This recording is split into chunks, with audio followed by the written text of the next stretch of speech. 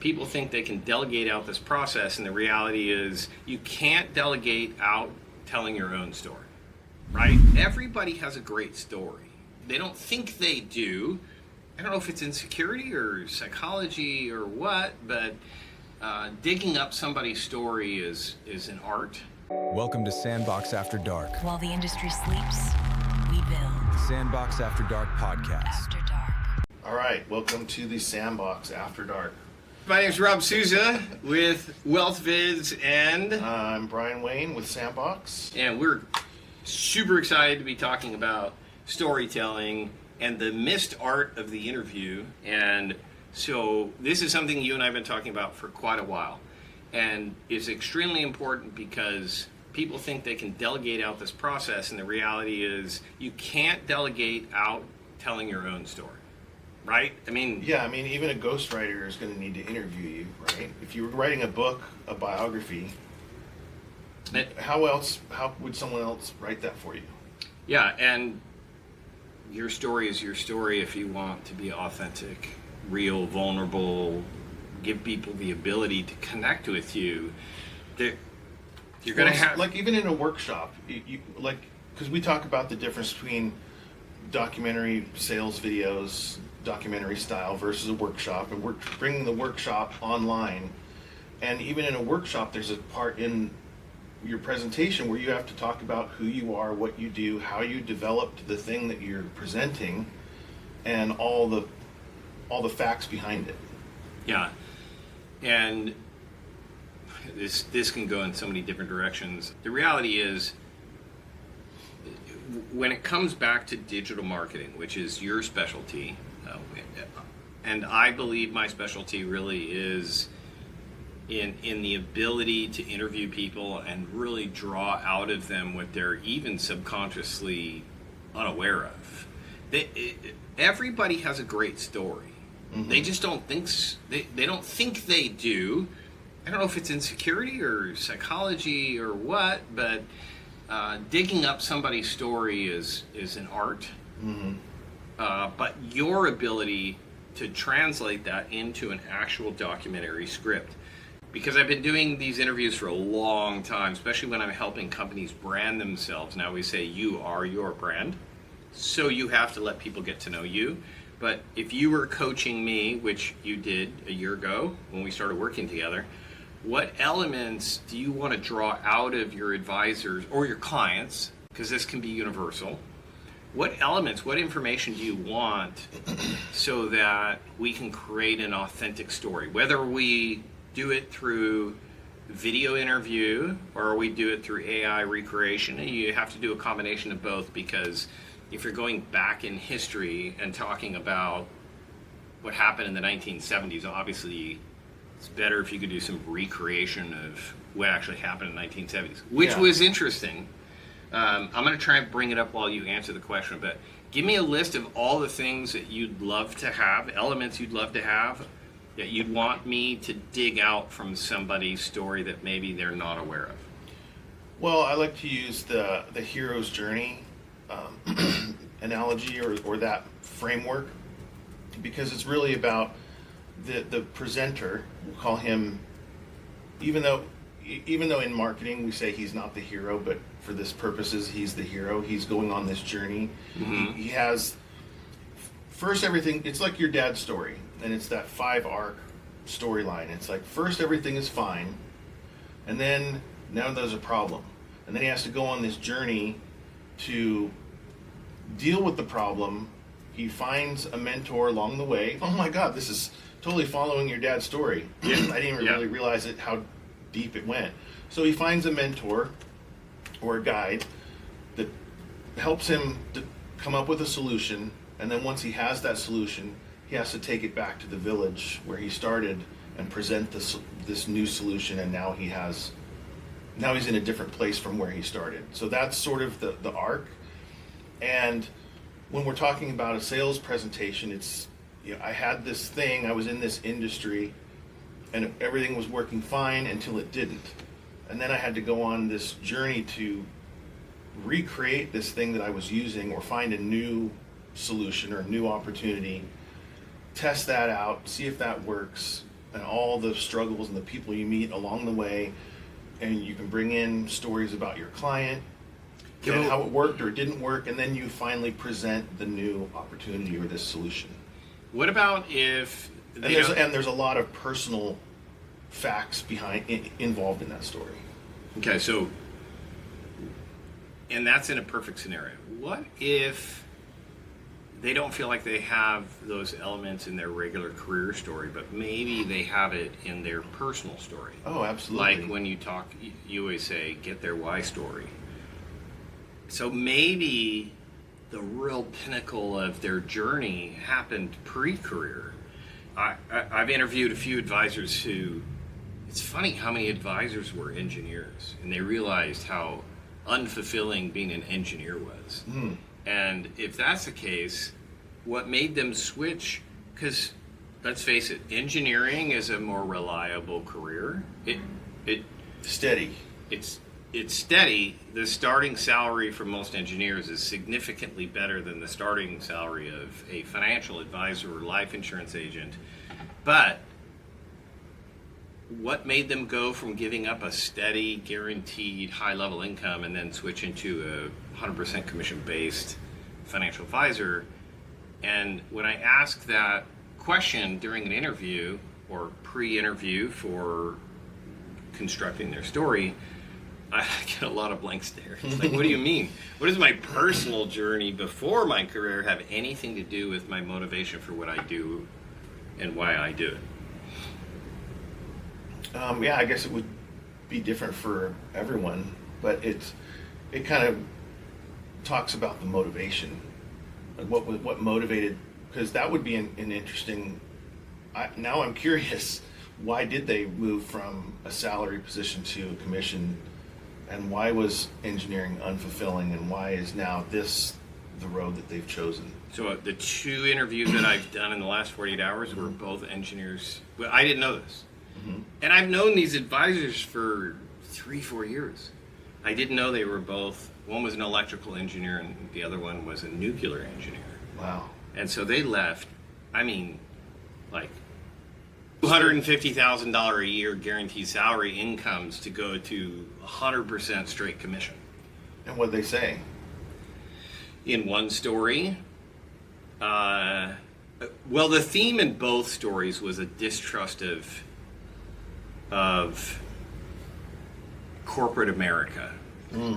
It was both engineers realized in engineering it's very mathematically correct. Yeah, there's only one right answer. Either you have two options. Mathematically, an engineer can hey, I can tell you definitively, I can prove to you with the math that this design's better than this design. And in both cases, they told me that profits and greed and overrode their best recommendations. Like, they do 6 months worth of work, have the best design, and they'd say, no. And then no one's listening to them. Because they want it to be more profitable, so they want to take the B option that's less effective but more profitable. Yeah. And you do that, I mean, anybody who has a North Star, faith, ethics, values, that's got to be hard to wake up and go to work and feel like you're compromising what you know is in the best interest of the public. Yeah, especially if you've gone through years of education in college and you're being prepared for, you're responsible for giving the right answer. And then every time you give the right answer, the corporate world is choosing the other answer. And there's some very deep, like one of the disillusioning. One of the stories, literally, they spent a year working on a project, and I can't divulge the information, but they're working on a government contract involving nuclear. And they chose the lesser, the design that wasn't as safe as the primary design that this advisor had spent 2 years creating. And, you know, at that point in time, too, also your security clearance and everything else is at risk if you don't do what's in the best interest of the public, technically. But when you get government involved, can't always count on them doing what's in the best interest of the public. And in fact, they went ahead with this other person's design, and it literally caused, in the midst of construction, which the public is unaware of, that's why I can't talk about it, the first initial stages of a nuclear catastrophe. Wow. And that was the final straw that made them decide, I don't want to be the one responsible for a bridge collapsing or a nuclear Meltdown. Disaster. Now, it wasn't to that degree, but the point was the things he had warned, if you do this other plan, you're running the risk of these dangers to the public. They ignored his advice, and what happened? They started getting the precursors to exactly what he warned against, and he's like, you know what, that's it.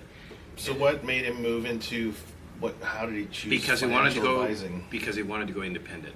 He was tired of being tied to somebody. But why did he choose the finance industry?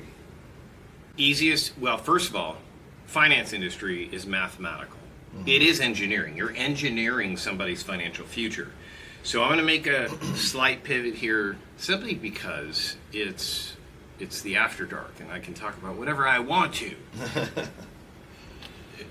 You are very mathematical minded. You see things a lot of people don't see, and so that's a question I'm going to throw back at you. Why day trading? Because you got into day trading, and you've been more successful than, not to insult anybody, but you in day trading have been more successful than most of my licensed advisors. What? Yeah. What? I don't know. Maybe. No, I know, because I've looked at your lifetime averages, and I've looked at your year-to-date averages, and they far exceed. You gonna look it up? Yeah, why not? Just for fun. And point being is, what made you get into that? You're not a financial advisor. 160%. You're a real estate.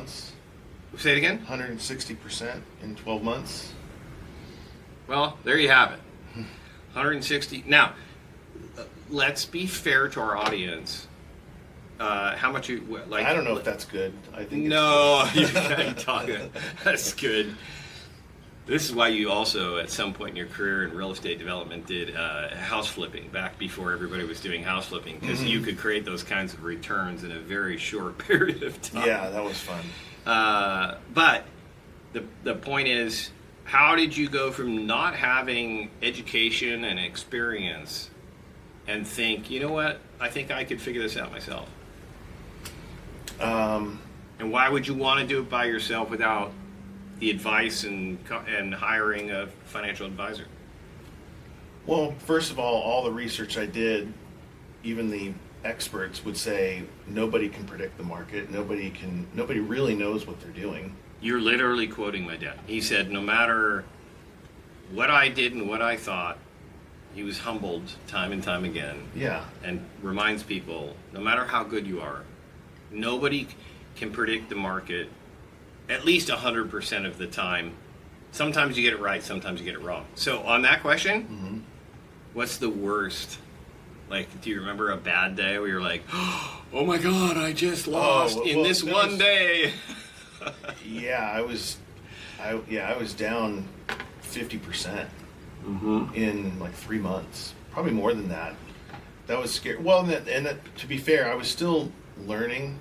That was about a year ago, so I took it down pretty far and came back up. So that 160% is a little, because but you have to go through, and I think this is with anything, you have to go through the failures. You have to go through those, walk through the fire to really, and take those lessons, and then, like in the origin story, you take them back with you and you improve and you share what you've learned. But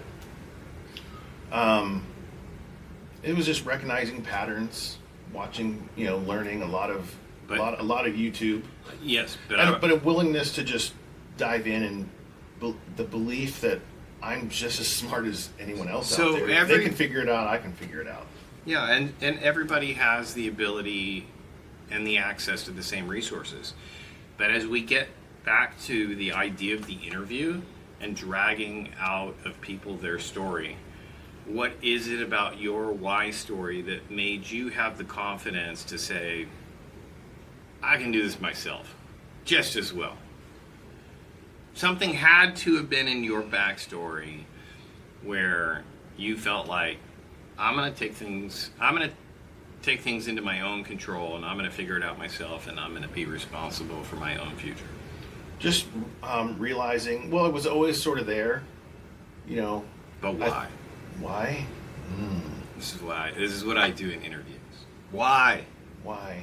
Most people feel the way you feel, but they don't execute. Because I have always wanted to be independent. I never wanted to have a boss. And Why? I never wanted to feel like I was actually working.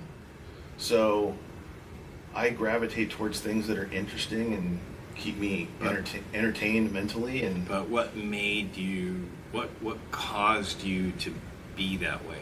What life experience in your past made you, I don't know, but is there a distrust that was created in you in earlier years that... Yeah, there is one thing. I hate the word no, and I hate being told no, and I hate being told that I'm wrong, because then that just fuels the fire even more to go out and prove, and that can be dangerous too. You can be reckless in that mentality, but you haven't. But I always believed that I could do whatever I set my mind to. But something had to have happened where you're like, damn it, I trust myself more than I trust others, and I'd rather take my future, my success and failure into my own hands, because 99% of the people who feel the way you do haven't taken action like you have. So there has to be either something about your personality or something in your life that you like. I've always been entrepreneurial. I've always wanted to. I think. Why? There was a time.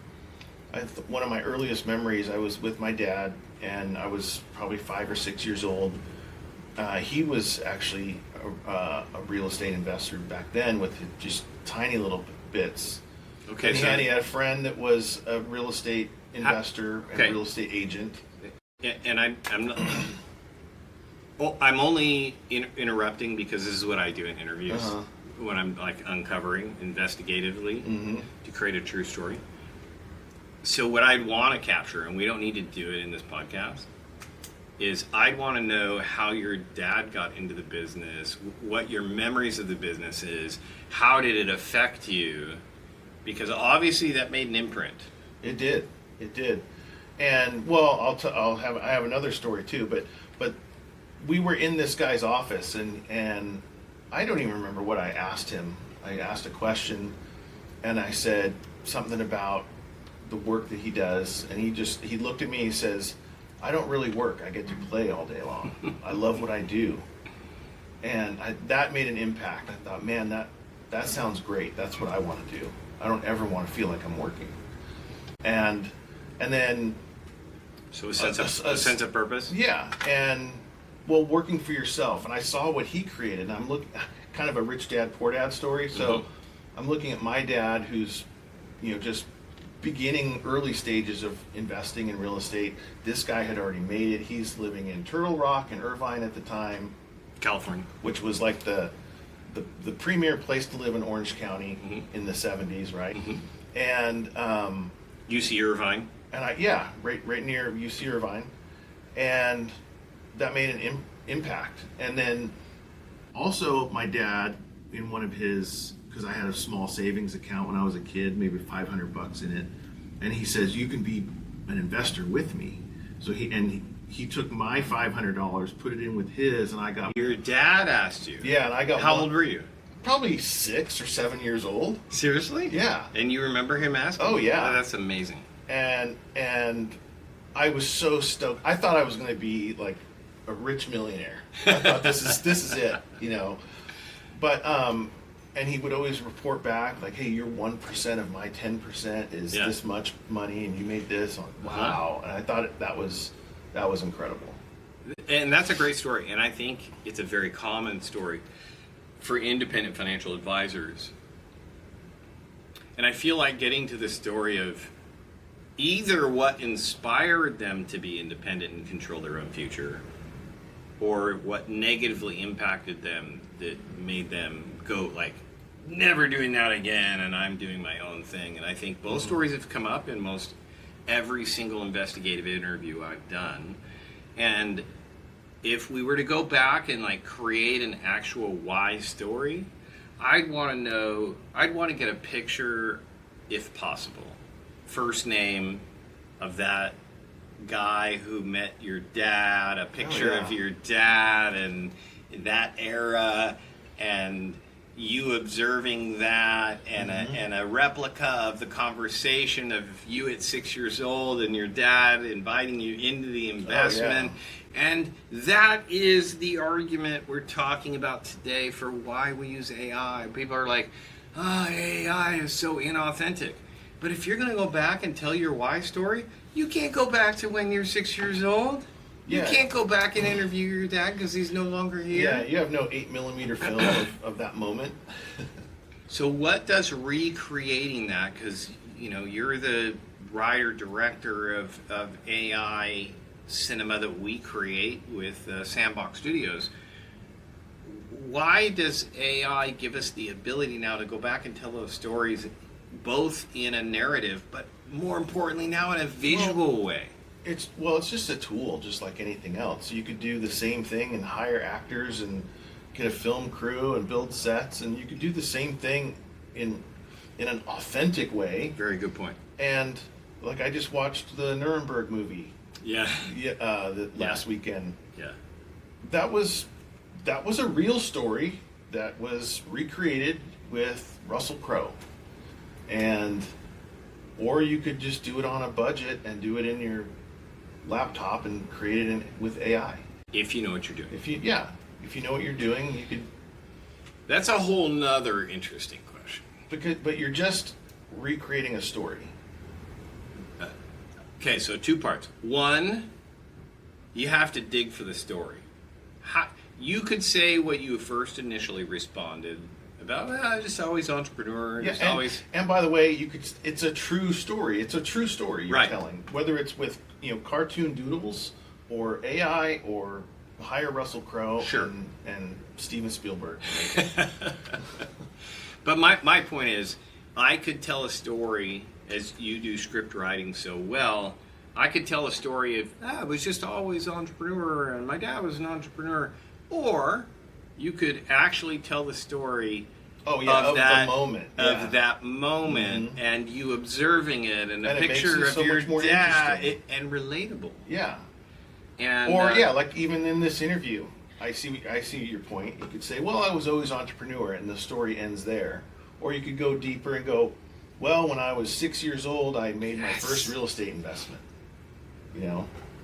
Well, and I did an interview with an advisor this week, and I had to keep asking, but why? Because he quit his job and moved from California to, I can't mention. But point being was because he had a family member that got,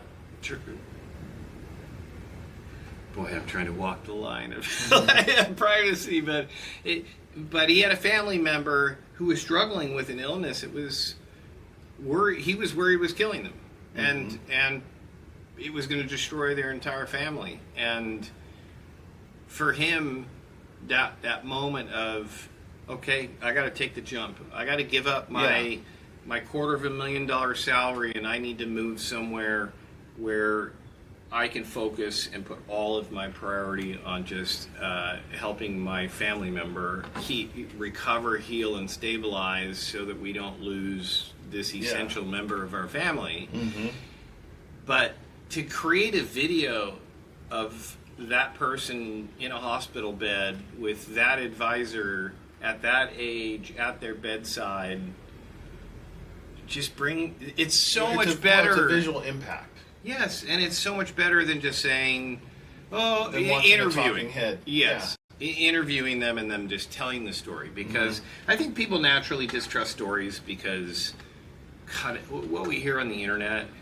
Well, also too, if you're trying to create some emotion, like what we do Yeah. in sales presentations, is we're trying to connect with the audience, the viewer, and engage them emotionally and make an impact. So and then what happens when people are emotionally connected? They kind of lean forward and they listen more. So now you've got them. They're listening. They're engaged. You're making an emotional connection with, like, I had this problem. Maybe you had this problem too. And if they did, they're even more now connected. And then when you present your solution, it's that much more impactful because you can see how the pieces fit together. So I'm going to go back to a story I discovered from my dad that I hadn't heard until I was 48 years old, and I've been in this business a long time with him, and that's that story of his very first as a life insurance, young 1976 life insurance agent. He had to present his first death. Back in those days, you had to actually get a check from the insurance and go then deliver it Yeah. to the surviving spouse. Wow. And he had never shared the story about the first time he did that was and I've told the story to you before, but for our audience purposes, the pool guy was cleaning his pool each week, and he was super fit. It looked like a bodybuilder, and he was probably 24, 25, married, had two very young children. I think one an infant and like a 2.5-year-old. And a year and a month after he had sold him a term life policy, the wife came home and opened the garage, and her husband had hung himself from his belt from the rafters in the garage. Now, that turned my dad's career from just a sales job opportunity where he could be independent. Because his initial motivation for getting in the industry was, oh, here's something I can do that has unlimited income potential, no glass ceiling. I can be independent. I can control my schedule. And probably the underlying biggest motivation for my dad was to be able to be our soccer coach. He obsessed with sports. He wanted to be able to get off of work at 2:30, 3 o'clock, and be the coach of our soccer teams, our baseball teams, our basketball teams. Yeah. And we have a big family. So that was like his biggest passion, was like when he knew he had unlimited potential, and he was working for the freedom to spend more time with us as kids and also make unlimited amounts of money in the time that he was putting into the business. That was his main motivation.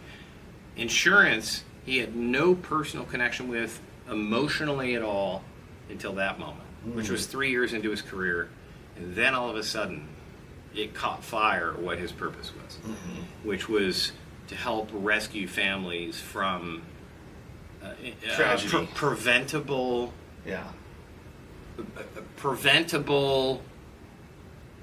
financial repercussions of things we can't control, whether it's death, disability, long-term care, and all of a sudden the light bulb went on in his head, and that's what gave him that ownership of, yes, this is the industry.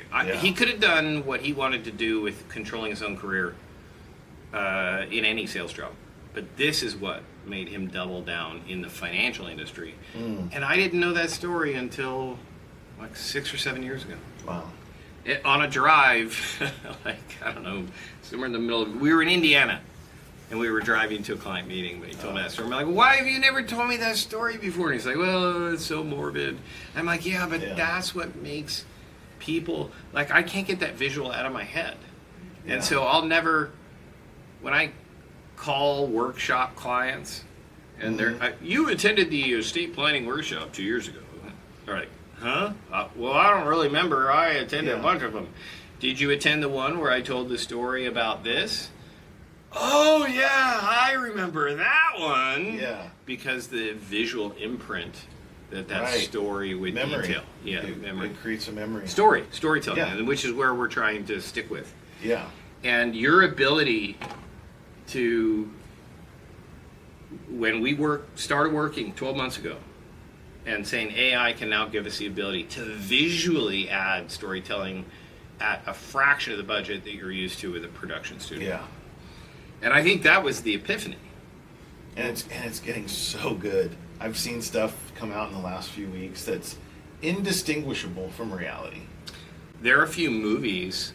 The last one I was watching. No, it's not. It was a TV series, and it was Spider-Man. Oh, Spider Noir. Spider Noir. Yeah. Because we work in AI every day, I was like, is this AI or is this not AI? And Yeah, not the whole thing, but like they're using certain it for- segments. Well, they're using it for special effects. Because it can now create special effects that would take weeks to create manually in a 3D compositing program, and a team of people. Like, you have a team working on the smoke, and a team working on the fire, and a team working on the building, and to create this building explosion. And now AI can just create it in a couple hours. Yeah, and I think that's the fun and the impact on adding AI to the storytelling process, because now we can elevate these stories. And it's fun to just be ahead of the curve too, because I feel like we're right on the cutting edge of everything. It hasn't even fully taken hold of where I expect it to be going. Like, this is how movies are going to be created. Yeah, and love it or hate it, it's like you said about the nuclear thing.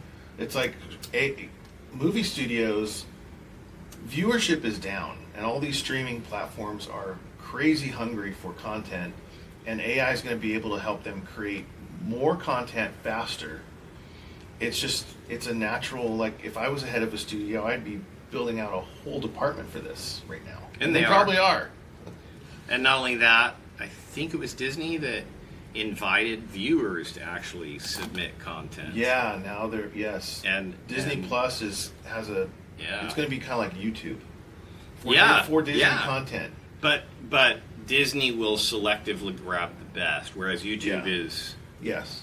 I mean, you can decide the best from YouTube just by looking at the number of views and the popularity. Mm-hmm. We saw a new AI creator come out 6 months ago. He's some kid in a basement. What is it, AIS or something like that, and is his like YouTube channel. And my prediction, I'll say it right here. It's just a matter of time before Netflix or some other company has a YouTube-style upload creator section on their platform. Just like you go to YouTube now on your TV and watch YouTube, you'll be able to go to Netflix and watch Netflix creator content. And it reminds me of Fox Searchlight.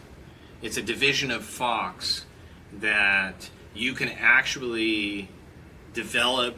Like, you can create a short film at the Sundance Festival, and you can pitch it to Fox Searchlight. If you get accepted, they'll pay for the development of it. But in paying you for it, they buy your script. So they may develop it, and they may just shelf it so nobody else gets the ability to develop it. And I have had several friends. One is a family member, and the other is a very, very close friend, who have had, at the beginning of their career, Fox Searchlight purchase for six figures one of their short films. And to this day, it's been 10, 15 years. Neither one of them have seen the light of day. Yeah. Now, great, they made money, but I don't think any creator creates to make money per se, more so they're doing it because they have a piece of work that they want to put out there and make an impact on people. Now, with financial advisors and advertising and sales page, that's different. We are doing this to try and generate revenue, but we're doing it in the most authentic way possible. You always say, get people to like, know, and trust you. How does storytelling accelerate that process? Oh, well, you get to know the person, and then you can determine whether you like them or not, as through their story, if you relate to the story, and then and then the believability of the story, and that's the trust factor. Yeah, but the believability of the story is something that, because you won't say it, is your gift. There's the ability to just regurgitate somebody's rehearsed story. But digging deeper and finding the story behind the story, and then your ability to make it come to life is the magic. Those two things in combination are the magic. But there is a shot you recreated of my dad in the Pac Life office, the Pacific Life office in California. And my dad happened to see it in a Zoom call as I was showing a client. And my dad, after the call was over, said, I didn't know I ever had that picture. Can you please send me that? He thought that AI recreation was actually him sitting at his actual office in his mind. He didn't even question it. Yeah. That's how amazing what you've done in bringing real stories behind the scenes to life. And it becomes more relatable. Because if you're my dad's age, you remember what it was like to work at a 1970s desk with no computer and a Rolodex. And I even, when I created that video clip too, I even edited the script because it says I was working in the Pac Life building, and I said the Pac Life building here behind me. Correct. So and that kind of draws the viewer in, like, oh, that building behind him, that's the building. You know, it makes that connection. And if you live in Southern California, it's such a distinctive building. Oh yeah, it's an icon. If you've ever been to Newport Beach, Corona Del Mar, Fashion Island, you would know exactly. As soon as you see the building. And it was in creating that video too, I found out it was one of the first buildings built in Newport Beach. 1965, on 10 acres of land on the bluffs of Newport Beach. Can you imagine? Which at the time was really... It was cattle land. Cattle land to a swamp. Because the Newport Beach Harbor really hadn't been fully developed at that point in time, so it was a lot of swampland. Oh yeah, what they call the Back Bay. The Back Bay. It was a swamp. It's exactly what it was. Marshlands, basically. Yeah. Unusable marshlands. Until a real estate developer, your specialty, got in there and had such an enormous vision. I mean, think about the vision of the creation of Newport Beach Back Bay. They made 2 islands, a peninsula, and all of that is man-made. None of it was natural. Mall. All of it. Built on top of it. Yeah, it's unbelievably crazy.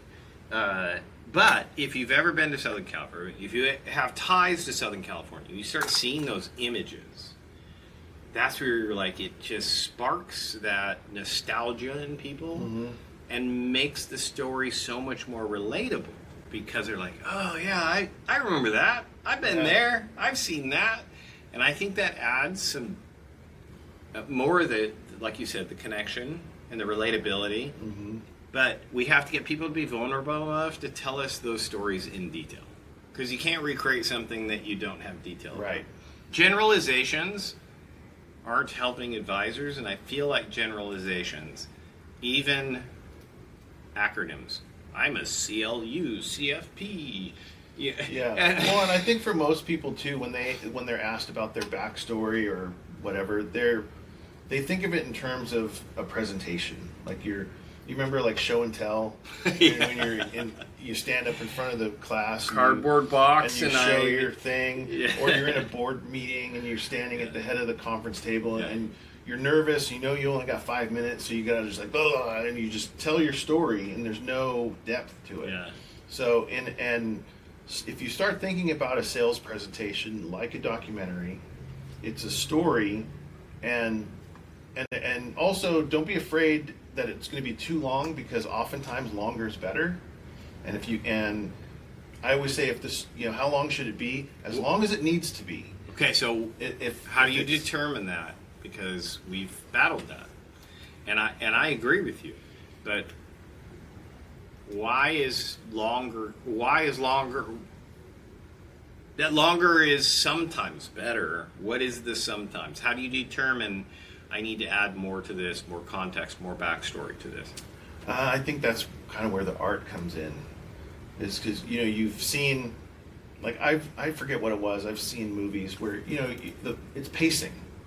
You got to allow it to breathe. It's like do you hold this shot for 5 seconds, or would it be more impactful if it was 12 seconds? Okay. You know, and or condensing it. And you've seen videos or movies where it's like, okay, this is, you know, we need to pick up the pace here. It's you're kind of losing me. Right. Then you know. Or if it's like, wow, I wish they would have spent more time on that. That was a really interesting point. So you've got to kind of determine. Even you've taught me, and I never would have understood this.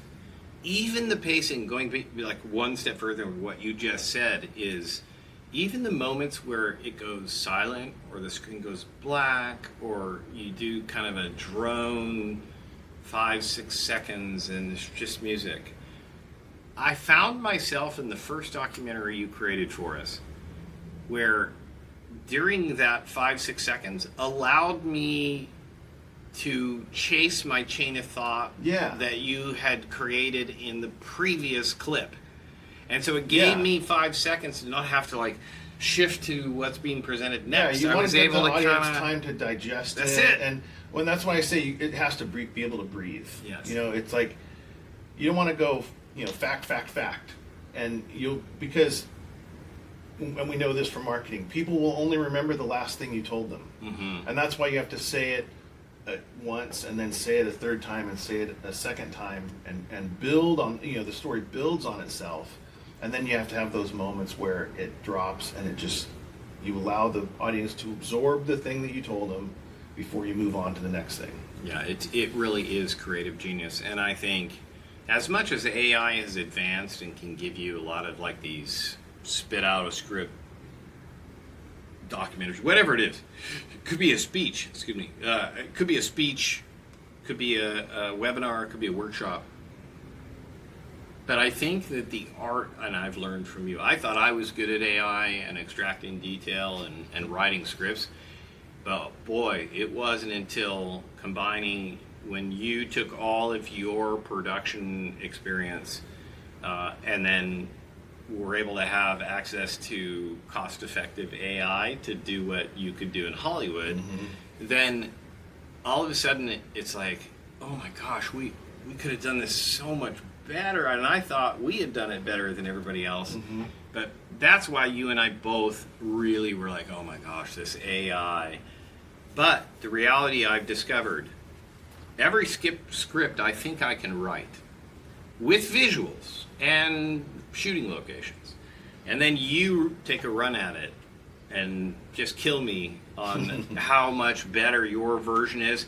And the only reason I'm saying this as an aside for all the listeners, AI is fantastic. But if you're a student, if you're a business owner, it's the same time you put into writing it straight from your brain. If you put that same time into prompting the right way and learning the way to prompt with effective formulas, makes all of the difference. Well, and I'll say this too, it's a lot of people, I think, are so enamored with AI, they just accept the very first thing that it spits out. And because it blows their mind, they're like, wow, this is good. But you actually have to go through and read it. And because I'll spend an hour copying and pasting, and I'll say, you said this line here, I'd rather it to say this. Or when you said this in this paragraph here, and I'll copy and paste it so it knows what. And then I'll say, you know, I want to hear more about X, Y, and Z. And then it goes back and it pulls from the transcript and it rewrites that paragraph. Yeah. And I'll go through it line by line, section by section, until I'm happy with it. Okay, now, how many pages of prompts do you think you have built into AI to generate a single script? I have a couple different, they're called skills. I have a couple of skills. But if you had to export all of the prompts. Oh, hundreds. Hundreds. Like it takes me about an hour. I mean, and again, no, but you saved. But again, an hour is not a long time to write a script. But it is a long time to have a conversation and debate back and forth with AI. And that's all it is. AI is just the greatest writing partner you've ever had. And they're brilliant at writing a script, but they're only going to give you what you ask for. Right. And if you don't ask the right questions and argue back and forth to make it better, then you're just going to get what you get. Yeah, and I know we're hitting the top of the hour and we have to wrap up, but I want to make one final comment and then we'll kind of wrap up. But everything I've learned from you, even using all of your script writing prompts, your version of the script always ends up better than mine. And Yeah. so what I'm trying to make the point and allow you to finish it, is AI truly going to take our jobs, or are we just going to have to pivot to being the controllers, the inputters, the prompters, the engineers of AI? Yeah, there is definitely going to be a new category of employee or career. It's people that know how to work with AI. And I've spent a year and I'm still learning and nowhere near as good as you. Because it's just a reflection of the person that's using it. Like your script is Wow. different than mine. That is amazing. I think that's absolutely the takeaway of today, is that no matter how smart AI gets, it will never give a true, authentic representation of the prompter, the engineer of the prompt, the creator, because it's your artistic skill set, Yeah. your vision, your using the exact same tool, my script, your script, and Marie's script are all going to be different. Yeah. And they're going to be varying degrees of quality because the person that's driving the boat is the one steering it and extracting what they need. So the differentiator and the takeaway, at least for today's podcast, is if people don't learn how to express themselves through AI, they'll lose their competitive edge to be able to connect with people, get the like, know, trust, increase conversion rates, and have stronger a customer to that client connection where they just I don't fully understand it, but I trust you. Go ahead. And they write a check and invest. And a lot of that is because that person has been able to articulate their story in a way and each time you tell a story, it has to be a kind of a little bit adapted for each individual client you're talking to, because if you know that client's never been to California, don't talk a lot about Pack Life building in California. Talk about more what your life experience can connect to their life experience, where they come from. Yeah, because you're pulling their story, because you would pull your story out of a client, their story out of a client, so that you could position your story to match their. It's basic communication. Yeah, that's so what we do every day. My dad does this extremely well with sports because he has a photographic memory, and no matter what state you're from and what your favorite team is, he knows who the quarterback, who the coach is, who all the stars on the team are. He knows whether they won or lost this last weekend. So he immediately can.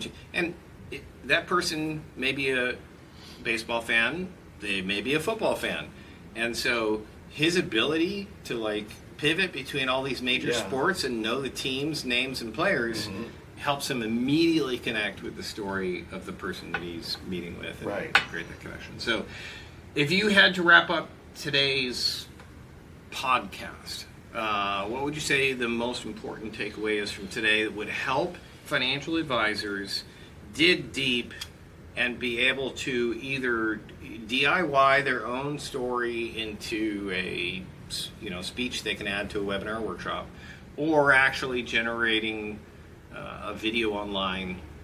What would you say is the most important thing that if they walked away from today you'd want them to know that's going to make the biggest difference?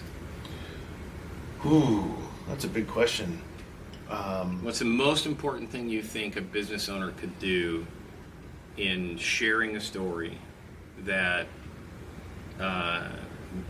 you think has made the difference between falling flat and Well, really I think connecting? what we talk about all the time is really understanding who your audience is, who you're serving, and understanding the situation or the pain. We say the pain points that they have, and understand that first, and build a story around that so it positions your product, your service for them.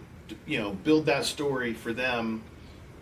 And tell your origin story in a way that relates to that audience, that says, hey, I'm just like you, and you have this problem, I had this problem, now here's my solution, and package that into some sort of relatable story as it relates to marketing. Because we're talking about marketing, putting out content, whether it be a documentary or social media, but it has to resonate on that level. I think that's the perfect wrap-up, because that's the first time that we brought into the conversation knowing your target market.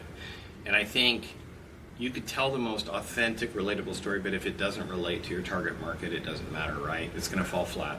So I think that's a great takeaway. I'm so glad you brought it up at the very end as a wrap-up. You've got to spend the time to do the research to really get inside the head of your target market.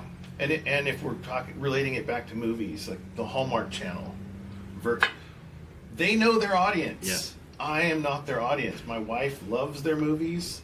I think they suck. But, because I like a different type of movie. I'm a different audience. And one's not better than the other. And my wife hates watching the movies that I like. So they're not speaking to her audience. So you got to think of your product, your service, your business in that terms of who's my audience and what story do I need to tell to that particular audience. I agree. I couldn't agree more. What a great takeaway. What a great way to wrap it up. Yeah. Thank you guys for joining us. Join us at the Sandbox Live, Thursday mornings, 9 a.m. We'll pick back up the conversation, but it will be more a succinct tutorial with takeaways, including free downloads. And we'll hope you join us. So we'll see you in the digital world.